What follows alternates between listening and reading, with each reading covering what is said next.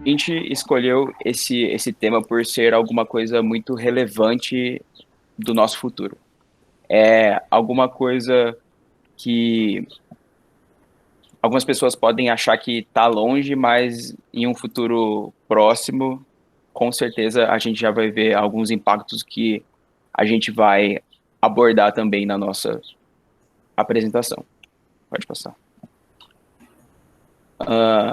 A gente vai começar contextualizando. Esse é o nosso roteiro, então, da nossa apresentação. A gente vai passar um pouco do histórico, porque desde que o mundo é mundo, a gente já passou por alguma série de revoluções, que cada uma mudou como a sociedade ela se organiza e mudou muitas outras coisas. E aí também a gente vai falar sobre os dois pontos principais da nossa apresentação, que é a automação e a inteligência artificial, que está muito ligado com tudo do nosso curso, tudo de tecnologia, e depois a gente vai dar algumas soluções para os problemas que eles vão gerar e também para a questão como que a gente pode se preparar. Pode passar. Tá, então, como eu disse, desde que o mundo é mundo, a gente já passou por algumas revoluções industriais. A primeira, todo mundo conhece, que a mudança veio da mecanização do tear, que também surgiu a máquina a vapor que se deu na Inglaterra. A segunda, quase 100 anos depois, também mudou muitos paradigmas que a gente tinha na época. A terceira é um pouco mais recente e se deu com o advento da internet e algumas outras coisas. E a quarta, que também é chamada de indústria 1.0, que na literatura tem muitos autores, eles divergem quanto a isso, porque se você conclui que a indústria 4.0 ela é ela está acontecendo, então ela é uma revolução. Pode passar, cara.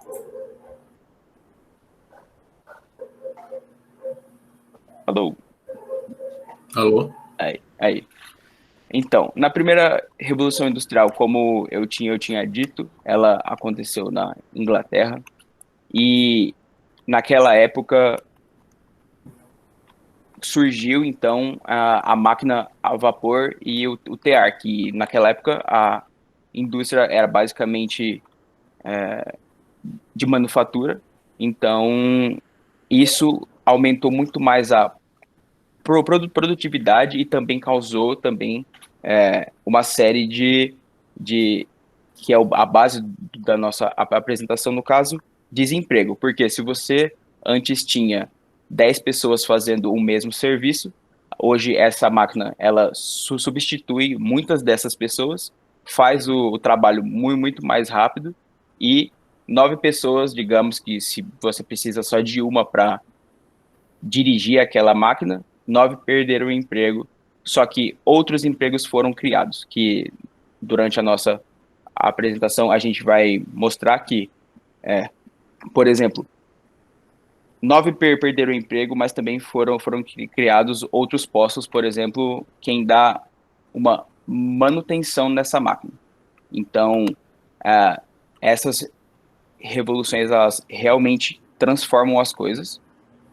Então, mudam postos de trabalho, sistema econômico, como a gente vai ver na próxima, e também nessa revolução ela surgiu uma nova relação de trabalho. Então, surgiu o trabalho assalariado.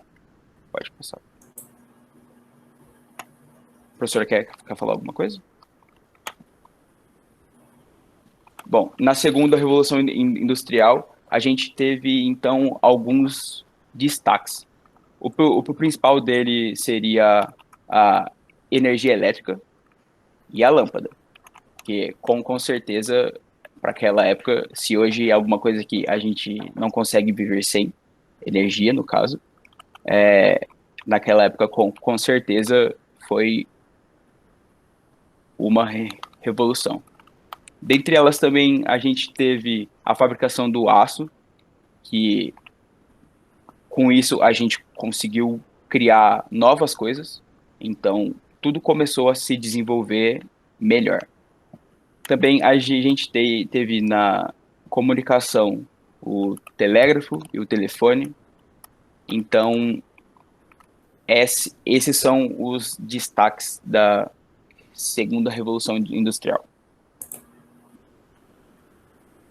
A gente tem mais alguns, que foi quando na medicina a gente teve o surgimento das vacinas e dos antibióticos. Então, nada ainda muito na área da tecnologia, da informação, que é a área que a gente está, só que são coisas que chegaram e mudaram a relação que existia na época. Pode passar, cara.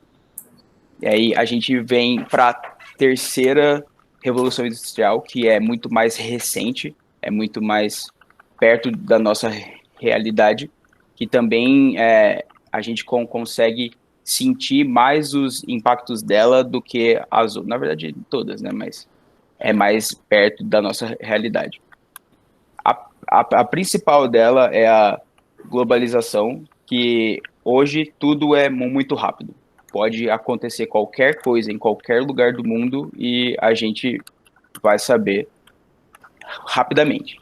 Assim como foi aquela explosão em Beirute e assim como é qualquer outra catástrofe, por exemplo, que a gente sabe.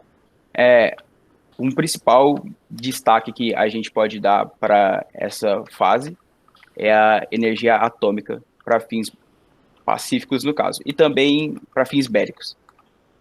E acho que também um outro de destaque é a conquista espacial, que hoje vem em muito destaque no mundo, digamos, porque estão até transmitindo o lançamento de um foguete V-Stream. Então, essa revolução industrial também foi muito importante e é muito importante para todos. Pode passar. E por fim, a gente chega na quarta revolução industrial, que é o ponto principal da nossa apresentação.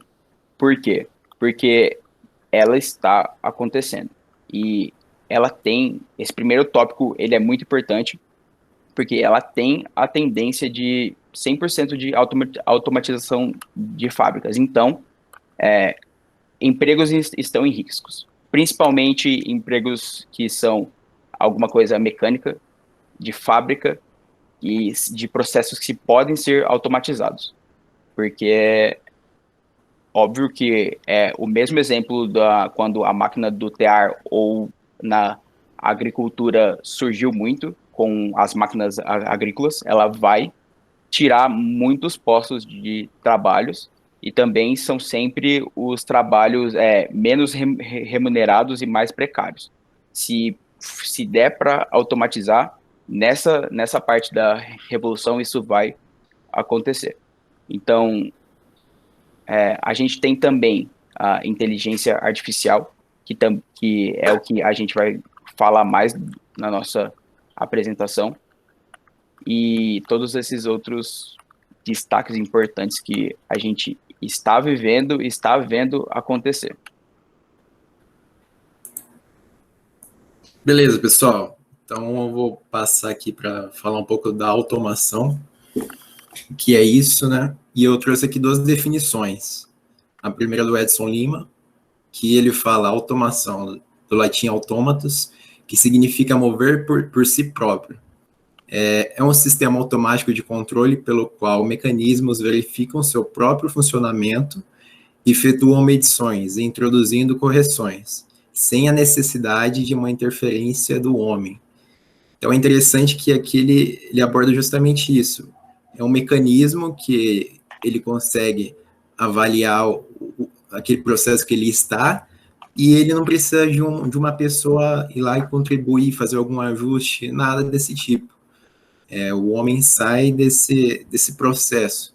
Só aquele sistema, ele está em controle de tudo naquela linha de produção, certo?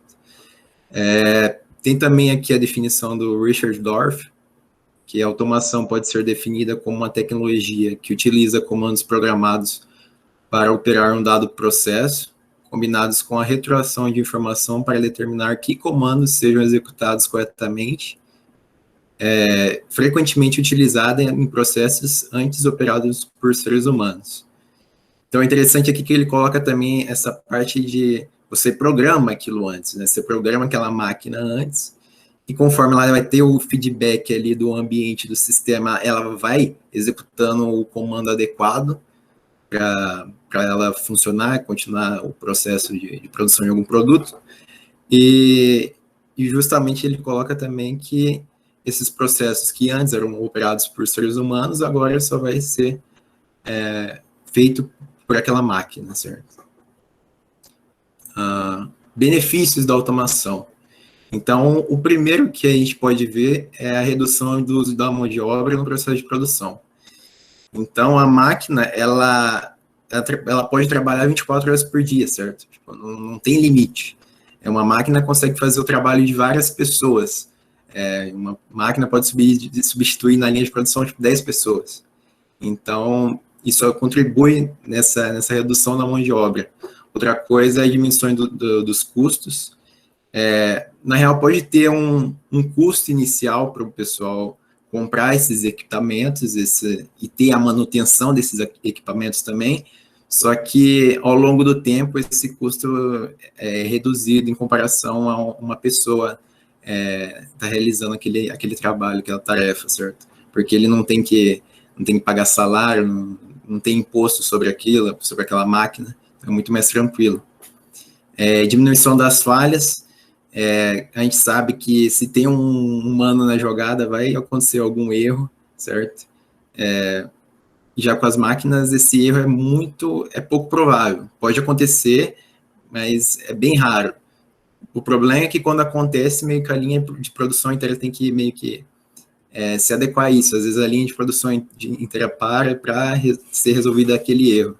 Já enquanto se um humano erra, é mais fácil da gente corrigir ali no meio do caminho, certo? A gente tem uma flexibilidade maior. Não é uma máquina que está acostumada a receber isso, toma isso. Aí se ela recebe algo diferente, ela não consegue se adequar tanto quanto um humano. Aumento da velocidade de produção, que é justamente o que eu tinha falado também, que a máquina ela pode trabalhar 24 horas por dia, não tem descanso, não tem férias, elas não ficam doentes, elas não têm direito a nada e não tem o sindicato das máquinas, entendeu? Não existe isso. Então, a produção é muito mais veloz, né? Mas sobre automação, eu coloquei aqui, trabalhos poucos criativos e com rotinas repetitivas são facilmente automatizáveis. Então, se você trabalha num trabalho que é muito repetitivo, manual, provavelmente esse trabalho é muito fácil de ser automatizável. Só que depende também, essa não é a única qualidade que faz ele ser automatizável. Tem que valer a pena, né, essa automação. Atualmente, há um esforço para automatizar trabalhos perigosos, que implicam um risco para o operário, certo? Então, olha lá, eletricistas de alta tensão e outros empregos que levam certo risco para o trabalhador que está atuando ali, certo? Um risco de morte, a gente pode acabar substituindo eles por máquinas ou algumas ferramentas que auxiliam eles nesse processo. Trabalhos técnicos nas áreas de engenharia e computação acabam se beneficiando. Saber trabalhar em um conjunto de máquinas será fundamental para todas as profissões no futuro. Então, é aquilo que a gente sabe pela história, certo? Tipo, sempre quando acontece uma revolução, como o Diogo estava falando, sempre aquelas pessoas que dominam a tecnologia, elas vão sair na frente, certo? As pessoas que têm um conhecimento, elas vão saber dar manutenção naquele aparelho, elas vão saber como usar, como aplicar aquela nova técnica na indústria que ele tiver, certo? Então, a gente como cientista da computação, a gente tem uma vantagem nisso. E isso vai ser fundamental não só para a nossa profissão, mas também como todos. Todos vão ter que atuar com algum tipo de máquina, algum tipo de algoritmo, né, no futuro. Aqui eu vou falar um pouco de inteligência artificial. E eu achei meio complicado tentar achar uma definição de inteligência artificial, mas o que eu coloquei aqui é um ramo da computação que foca no estudo de algoritmos que resolvem tarefas em que os humanos têm facilidade, mas que não são facilmente programáveis. Então, são algoritmos que, na real, se eu perguntasse para vocês como que vocês fariam um algoritmo para fazer uma tradução entre duas línguas, sabe? Aí você poderia pensar, vou fazer um dicionário que tem lá as palavras em uma e na outra, só que daí eu tenho que calcular também a diferença da sintaxe e a relação entre os verbos, os substantivos, não sei o que. É muito complicado essa tarefa, certo? Então, essa tarefa que a gente codificando lá na mão mesmo, fazendo na mão, é uma tarefa muito complicada. Para um algoritmo de aprendizado de máquina, é muito mais simples, certo? Eles conseguem aprender com base na massividade de dados que a gente tem hoje em dia e ter resultados muito bons. E o objetivo da inteligência artificial é criar sistemas independentes que funcionem de maneira inteligente. Esse inteligente aqui, justamente, de uma maneira que a gente considera inteligente, certo? Fazer tarefas que a gente considera inteligente, sem precisar de um humano, certo? Ali observando, certo? Independente. A inteligência artificial, ela tem várias áreas, certo? Então, a gente tem lá a área de análise preditiva, o Deep Learning que está envolvido, na real, em todas as áreas aqui, mas essa divisão aqui não está tão interessante, mas é meio que tudo interligado na área de inteligência artificial, certo? Então, a gente tem a parte também de processamento de linguagem natural, de otimização, de reconhecimento de fala, de reconhecimento de padrões da imagem. Então, tudo isso está super interligado, até a parte de robótica, que a gente vê muito forte nas fábricas, certo? E o interessante é que todas essas áreas aqui, elas tiveram um salto, né, de evolução nos últimos anos. Esse salto foi dado graças a 3 fatores que o pessoal geralmente fala, né, que é o alto volume de dados disponíveis, o poder de processamento dos novos hardwares, certo? As placas lá, GPU, tem também a TPU, que elas são muito mais potentes para realizar esse tipo de processamento desses algoritmos, e as novas técnicas e algoritmos que eu coloquei aqui. Então, é o estudo dos algoritmos de Deep Learning, redes neurais, que avançou nos últimos tempos, e todos esses fatores contribuíram para ter uma revolução nessa área. E isso permitiu que muitos modelos de aprendizagem de máquina superassem os humanos em tarefas que antes eram impraticáveis programaticamente.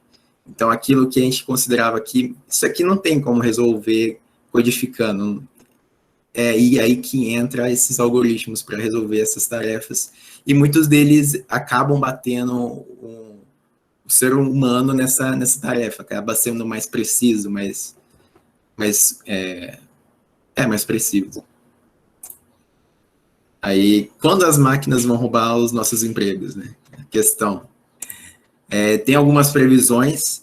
O que a gente achou que se comenta mais é sobre esse artigo aqui do Carl Frey e do Michael Osborne, que é The Future of Employment and How Susceptible Are Jobs to Computerization.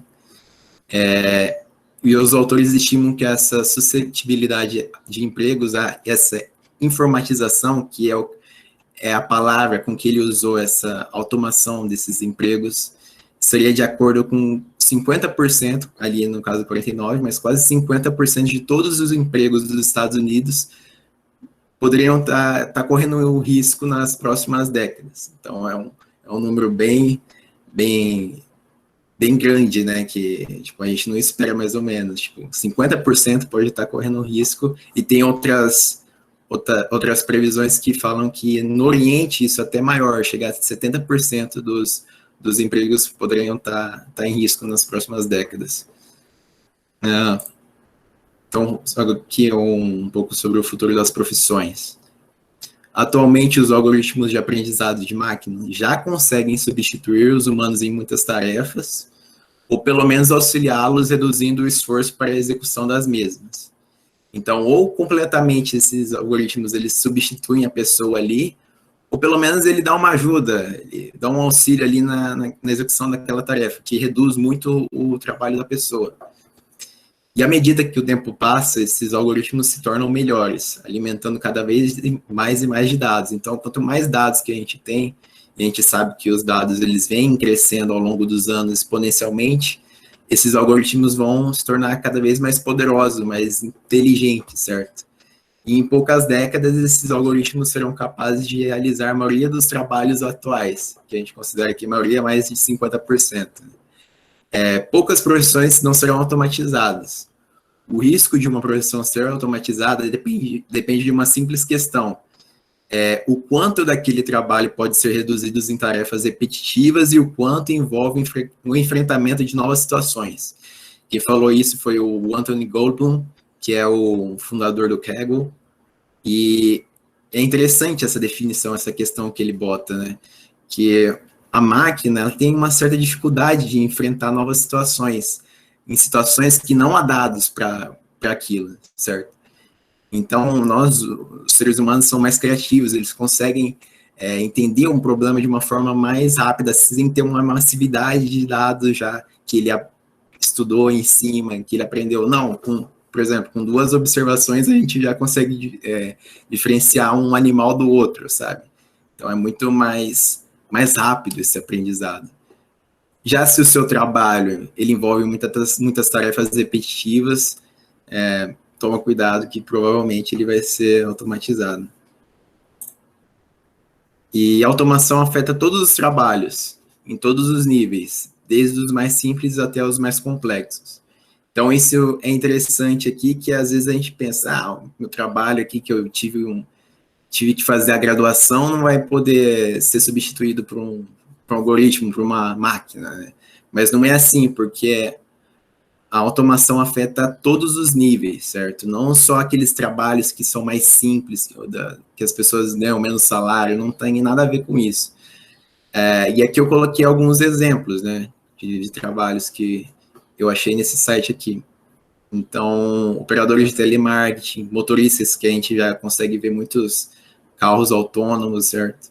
Analistas de créditos, atores, corretores de imóveis, radiologistas, e tem um monte de trabalho que a gente pode encontrar nesse site aqui, que é interessante. E nesse site indica também o risco daquele trabalho, a automação, certo? Então, além dele falar, ó, esse trabalho aqui, ele pode ser automatizado, mas a probabilidade é X, entendeu? Isso é interessante também para a gente ter uma noção.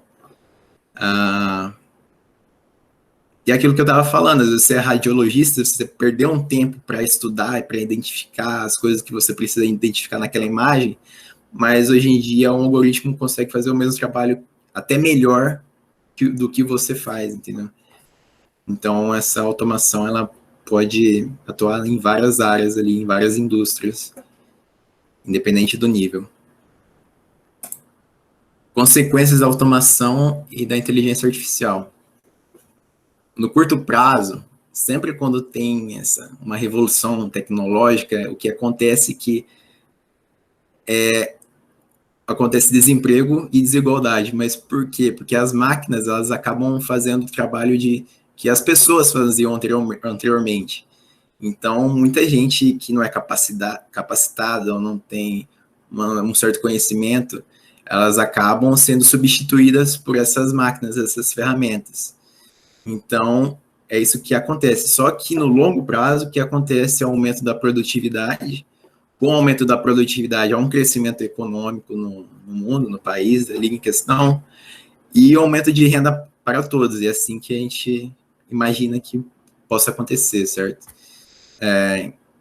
E é uma tendência que está ocorrendo nos últimos anos, é que a gente está aumentando muito a produtividade conforme as nossas tecnologias vão ficando cada vez melhores, só que o número de desemprego também aumenta.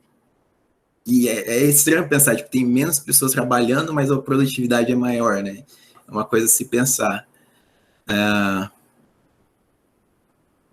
como devemos nos preparar a essa automação.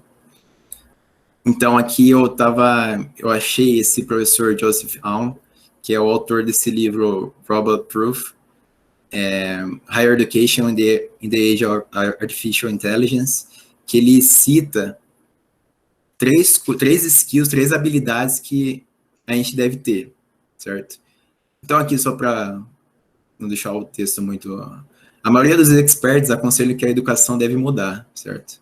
Esse é um fator que a gente tem que mudar para a gente se preparar. As universidades devem se preparar os alunos para essa disrupção e novas habilidades serão necessárias, certo?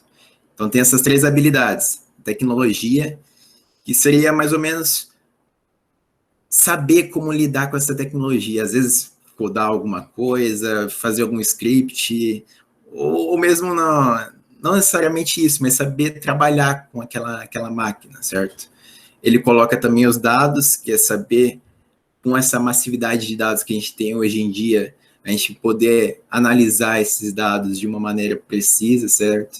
Tirar padrões desses dados. E outra coisa que ele coloca é a habilidade de pessoa, certo? Saber como lidar com essas pessoas, como trabalhar em grupo, trabalhar em time, com a criatividade que envolve as pessoas e essas diferentes opiniões que a gente tem de diferentes culturas, como lidar com isso, com essa complexidade quando a gente coloca um humano no lugar de uma máquina, certo? E outro ponto que ele coloca é que o aprendizado vai ter que ser constante. Então, hoje em dia, cada vez que surge uma tecnologia nova, a gente tem que estar aprendendo e tem que estar estudando aquilo para não ser substituído, certo? Não ficar no passado.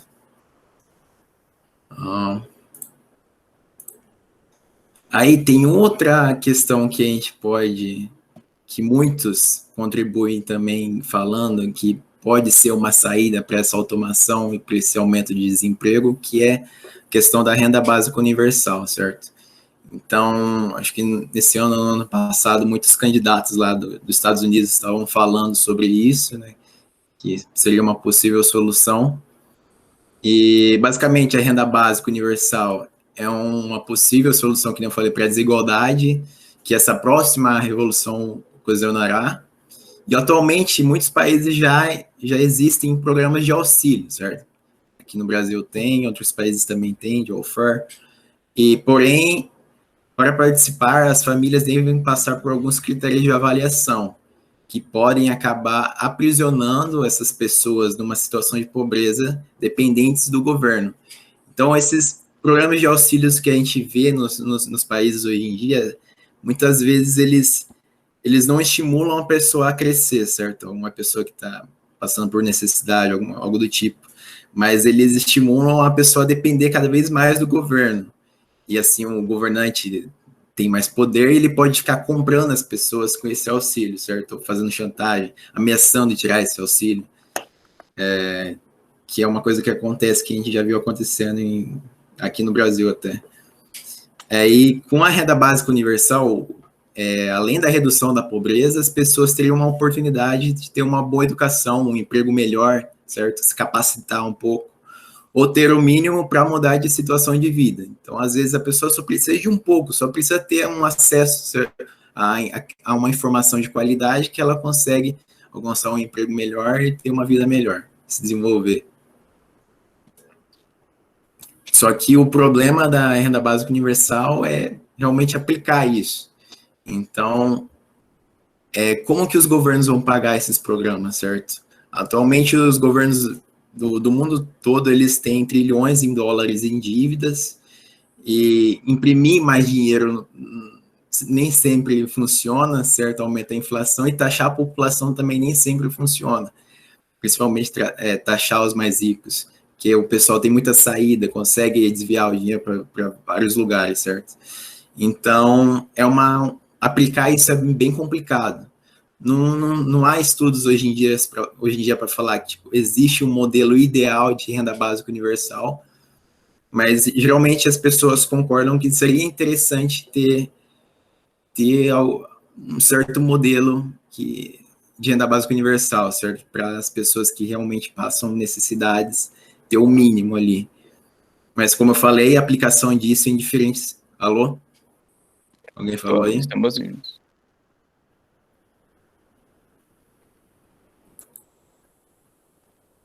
Oi. Ah. Alô, alô? Tá, Alô, alô, alô. estamos ouvindo. Vou continuar aqui, então. Acho que eu ouvi aqui uma outra sala, mas beleza. Não há estudos o suficiente para indicar um modelo correto, certo? Isso aqui eu já falei. Mas a aplicação disso em diferentes países, em diferentes situações de pobreza, principalmente em um país meio em desenvolvimento que nem o nosso, é uma tarefa complexa. Quem está na frente? Diogão, pode Em puxar. 2016, aconteceu esse Fórum Econômico Mundial e sete países já se destacaram como os pioneiros nessa nova indústria 4.0. E a indústria 4.0, ela vai além da parte tecnológica. Ela quer ser mais sustentável, porque nossos recursos são limitados e não tem lá fora. Então, vale a pena dar uma pesquisada mais sobre todos os elementos que envolvem a indústria 4.0, porque é bem interessante. Onde a gente achou essa informação também dizia que em 2016 os países europeus eles iam investir 40 bilhões de euros nos setores de internet para indústria, e existia um ranking onde os países estavam classificados de quem está mais à frente da indústria 4.0, e o Brasil só aparecia na 77ª posição, ou 76ª posição. Então, isso em 2016, né? Então, e é uma coisa que está acontecendo e cada vez mais vai ser mais a nossa realidade. Acho que pode passar. Então, a gente tem algumas considerações sobre tudo isso, que a quarta revolução industrial ela é inevitável e ela já está acontecendo. A gente só tem que se adaptar e tentar lidar o melhor possível com toda essa mudança e com tudo isso que está acontecendo.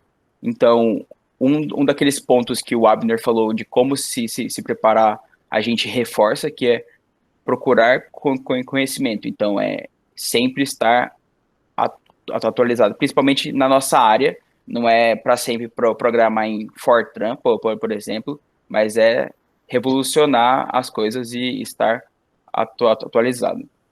E a gente também frisa a parte dos empregos, que muitos vão desaparecer e alguns vão surgir, então estar aberto a essas novas possibilidades e oportunidades, porque às vezes vai que queira mudar de um emprego para um emprego novo, recém-criado. E também a gente focar nas coisas que importam. Acho que isso é sempre válido. Então, focar na parte da educação, focar em resolver os problemas de desigualdade e da falta de emprego. Essa solução da renda básica universal foi uma só que a gente achou, e tem várias. E esse ponto do crescimento sustentável, que é muito falado lá na indústria 4.0 e também muito importante. Se o Abner quiser falar alguma coisa. Eu só ia colocar aqui também que uma parte boa, assim, que com o aumento da automatização, tipo, a gente consegue focar em coisas que são interessantes para a gente, certo? E cada vez, aqueles trabalhos repetitivos, muito manuais, a gente não vai precisar fazer mais. Isso é uma coisa muito interessante, certo? E sobre a desigualdade, é aquilo, a gente não tem um modelo ideal, tem que ser testado, tem que ser estudado, vários modelos, mas é uma questão difícil ainda. É isso. Acho que aqui a gente finaliza o trabalho. Quem tiver dúvida pode perguntar, que a gente está disposto a explicar.